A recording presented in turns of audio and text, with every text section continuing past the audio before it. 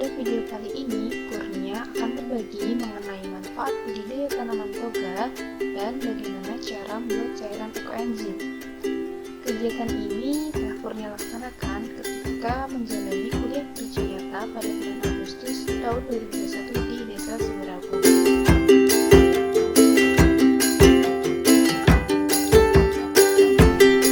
Pertama yang akan Kurnia jelaskan adalah mengenai budidaya toga.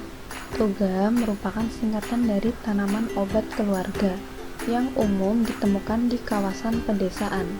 Toga dapat dimanfaatkan sebagai obat atau jamu yang dijuluki apotek hidup. Beberapa manfaat dari menanam tanaman toga diantaranya: pertama, sebagai obat alami untuk keluarga. Dengan tanaman yang ditanam sendiri, kita bisa mengobati aneka ragam penyakit, mulai dari penyakit ringan seperti panas dan flu, hingga penyakit berat seperti jantung dan asam urat. Kedua, penghijauan tanaman dan memperindah rumah.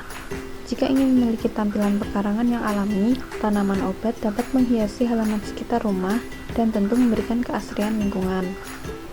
Ketiga, menjadi peluang bisnis. Jika hasil produksi tanaman obat yang dihasilkan banyak, maka kita dapat memanfaatkan hal ini menjadi bisnis jual beli tanaman obat.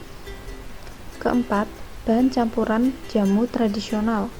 Beberapa jenis tanaman toga dapat dimanfaatkan sebagai bahan campuran jamu, antara lain temulawak, brotowali, dan jinten hitam. Terlebih di kondisi pandemi seperti ini, sebagian masyarakat beralternatif mengkonsumsi jamu-jamu tradisional untuk menjaga imunitas kesehatannya. Kelima, bahan makanan dan bumbu masakan sehari-hari bagi ibu rumah tangga. Bahan makanan yang sehat sangat penting untuk mencukupi kebutuhan pangan keluarga. Kemangi, daun seledri, daun pepaya, jahe, bawang, dan sebagainya merupakan contoh jenis tanaman toga yang bisa diolah menjadi makanan sehari-hari. Pada budidaya kali ini, tanaman yang ditanam diantaranya jahe, kunyit, kencur, temulawak, lidah buaya, daun sirih, bunga talang, dan daun jintan. Pada praktik budidaya toga ini menggunakan media campuran tanah, sekam, dan kompos dengan wadah polybag.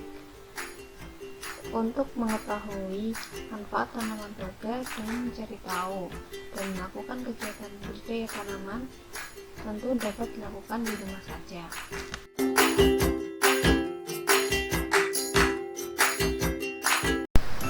Selanjutnya mengenai cara pembuatan ekoenzim. Sebelumnya teman-teman udah tahu belum apa itu ekoenzim? Fungsi kegunaannya, siapa penemunya? Ya, pertanyaan ini juga menjadi ilmu baru bagi Kurnia yang awalnya belum tahu apa itu ekoenzim. Ekoenzim merupakan larutan zat organik kompleks yang diproduksi dari proses fermentasi sisa sampah organik, gula, dan air. Penemu ekoenzim bernama Dr. Sukontom Phanpong, seorang peneliti dan pemerhati lingkungan dari Thailand. Inovasi ini memberikan distribusi yang cukup besar bagi lingkungan, dan saat ini banyak komunitas yang mengembangkan ekoenzim. Cara pembuatan ekoenzim sangatlah mudah. Rumusnya adalah 1:3:10, di mana 1 bagian air gula atau molase, 3 bagian sisa kulit buah atau sayur, dan 10 bagian air. Dengan memasukkan semua bahan dalam wadah atau botol, kemudian ditutup rapat. Fermentasi dilakukan selama 3 bulan. Jika terjadi pengembungan wadah tertutup, dapat dibuka sewaktu-waktu untuk membuang gas. Syarat sampah organik yang dapat digunakan untuk membuat ekoenzim yaitu sisa kulit buah dan sayur yang masih segar, bukan yang sudah dimasak, direbus, digoreng, atau busuk dan berjamur dan tidak mengandung minyak.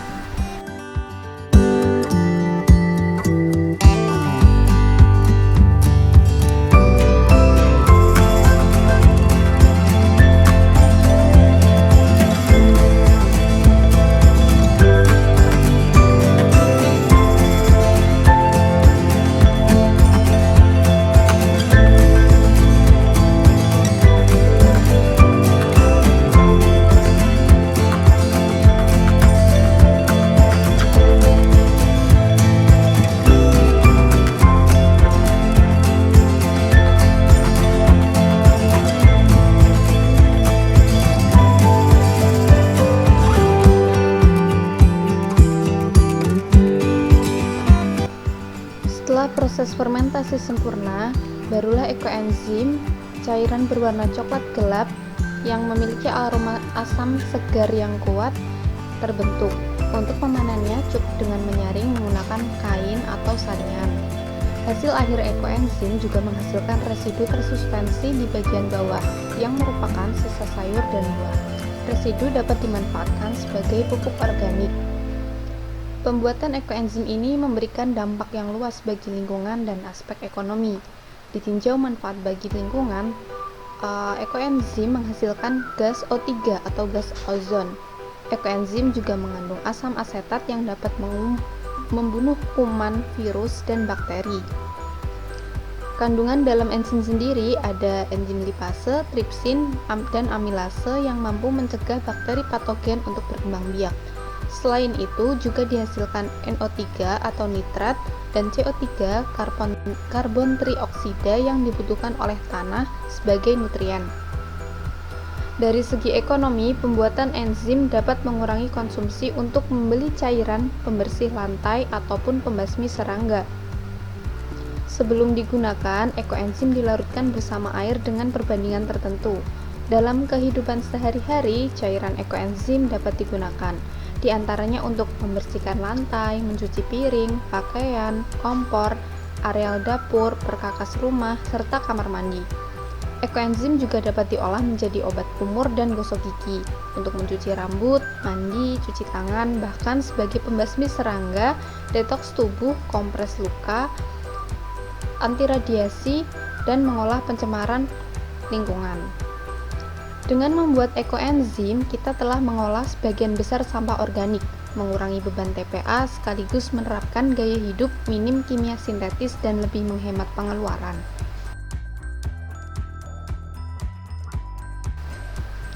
Bagaimana teman-teman? Jadi tertarik untuk melakukannya? Melihat banyak manfaat dari melakukan budidaya tanaman toga dan kegunaan dari produk hasil cairan ekoenzim tentu sangat diterapkan. Semakin tinggi kesadaran terhadap kesehatan, maka semakin besar peran yang dapat kita lakukan untuk menyelamatkan lingkungan. Sekian dari Kurnia, semoga bermanfaat. Kurang lebihnya mohon maaf. Wassalamualaikum warahmatullahi wabarakatuh.